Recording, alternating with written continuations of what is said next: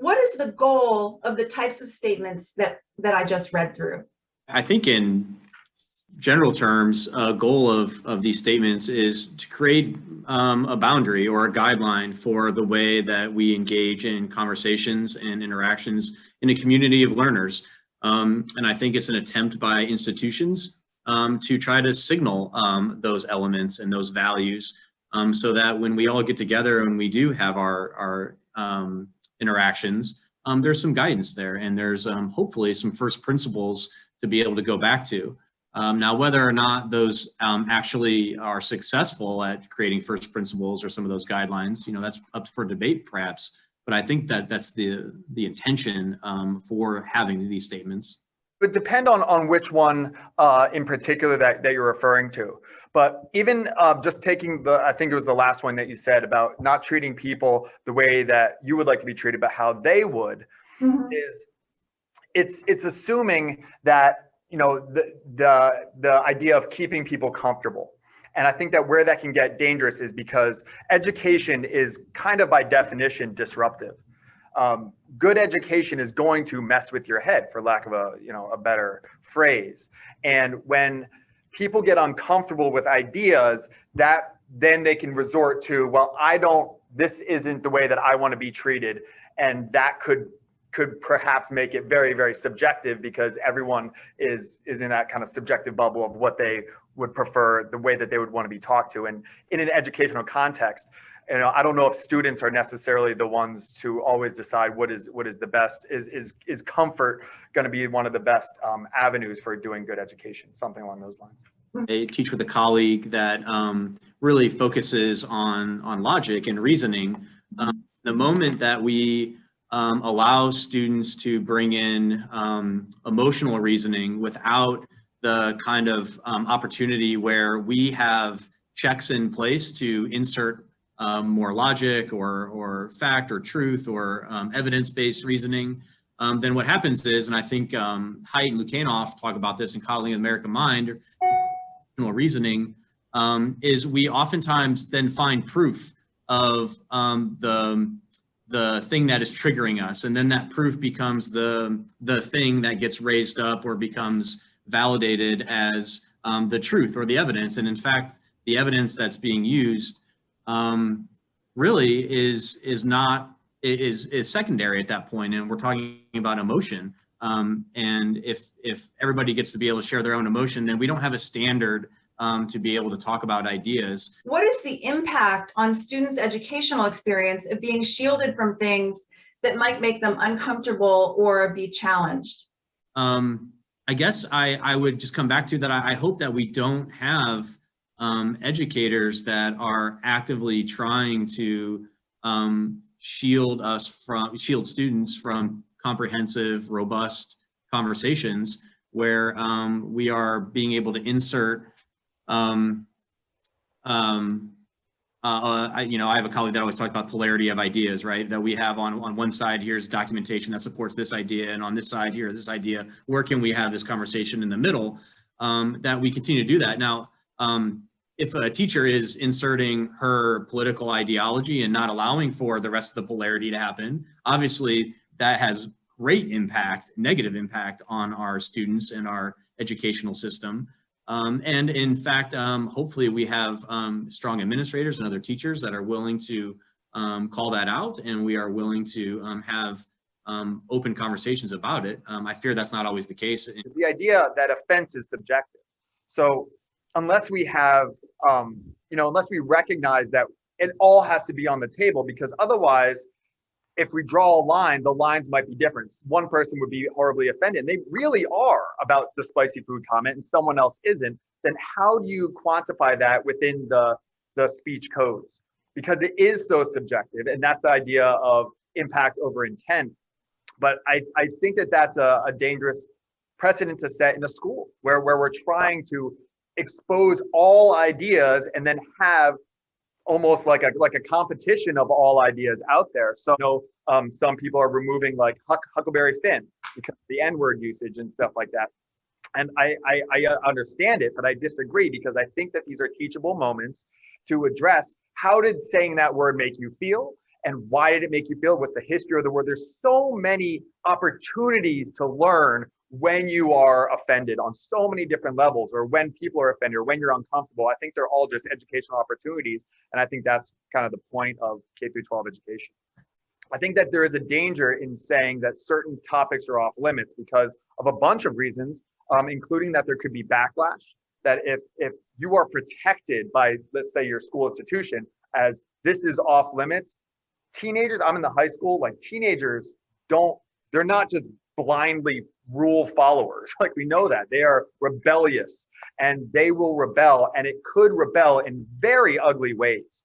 And I do worry about that, is that when certain things are off limits, do not, who can you not, insult, or who is off limits to criticize in any kind of way, the criticism will come.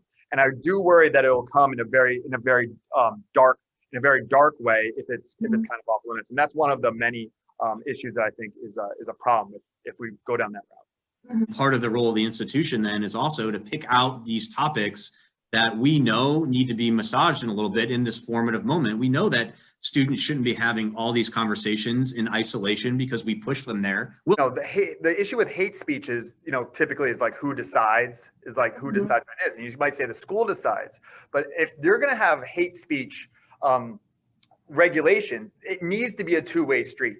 It needs to be in the spirit of like the 14th Amendment, which is equal protection of the law. Because what we're seeing now is, I think people saying like I'm against hate speech would be, you could do something, saying something like I disagree with transgender women playing in women's sports. That is hate speech. But saying I hate the president, that's not hate speech. So we need to have a very clear boundary so that they are equal. As long as the rules are equally applied, I think then we can get somewhere positive. But when they're aligned with a political ideology, where it's more of like a left-wing or right-wing political ideology that's guiding it, and we see this in the news all the time with the hypocrisy of calling out the other side but not calling out the same issues going on your side.